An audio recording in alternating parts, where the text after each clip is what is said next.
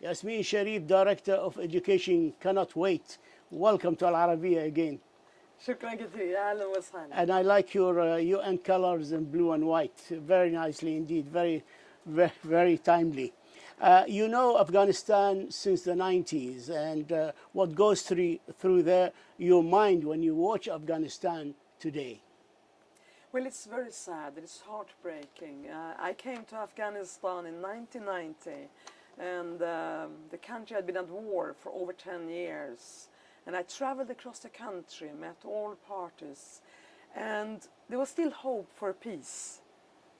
And today, over 40 years later, the Afghan children, youth, girls, boys, the people are still suffering earthquakes, poverty, the horrors of war, and they're tired. It has to come to an end. It's over a month now since the Taliban came back to power, despite assurances that women's rights would be respected. Only boys and men are allowed to go back to school now. The schools have started. And how do you think this will affect development of Afghanistan if half the population cannot be allowed to get education? Well, no country on earth, Afghanistan included, can recover from 4 decades of conflict and rebuild and blossom without half of its population, namely the women and the girls.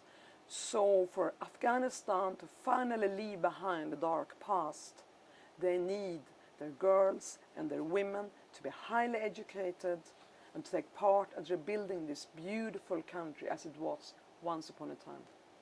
The Taliban indicated women can go to private universities and that the new regime can allow them, but they must wear the abaya, the burqa on their faces and enter from separate doors than men, and they must have only female teachers.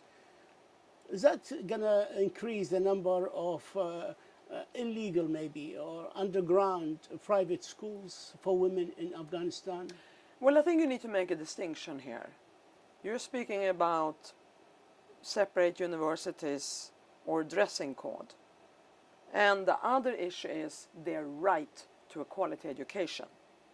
The gender segregation is a different issue, and it's something I personally do not condone, but this we have all over the world, including in Europe. I think it's very unhealthy, and the effects of it is not good.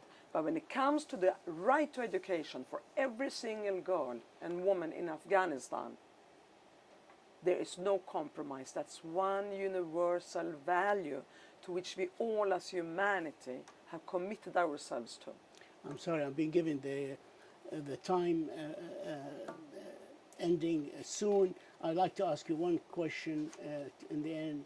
Can your establishment, and you're going to Afghanistan in October, as I understand, you're doing the arrangements, can the world pressure community, international community pressure, change the views and the way the Taliban dealing with the education sector? First of all, let me speak about what the United Nations Global Fund for Education Cannot Wait is planning to do.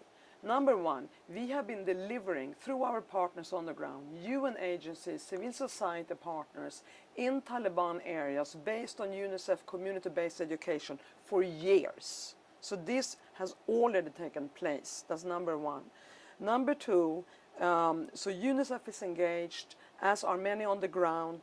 The assurances were given to the Emergency Relief Coordinator OCHA just a few weeks ago of the continuation of girls' education. The High Commissioner for Refugees just came out of Afghanistan. And so the question here now is not about changing, it's about inspiring and standing firm by the UN Charter. We the people reaffirm the right to human rights and equality between women and men. That is the very basic premises for every country and every nation on earth. And we believe it is possible. As long as there is life, there is hope. I'm sure your fund of education cannot wait, which estimated for $1.7 billion, will be very well spent around the world, and especially in countries like Afghanistan, to raise and support women education. I thank you, Yasmine Sherif, the Director of Education Cannot Wait, and I'm sorry that time's caught up with us, and I wish you the very best of luck. Thank you. As I shake my hands with you, Yes. this is the hand we will be shaking one day to ensure that every girl has a right to quality education in Afghanistan. Education Cannot Wait and UNICEF will work on a costed program in a massive scale to ensure that girls go to school through tertiary education and get great jobs to rebuild Afghanistan Thank you. together with their brothers. Thank you so much. Thank you.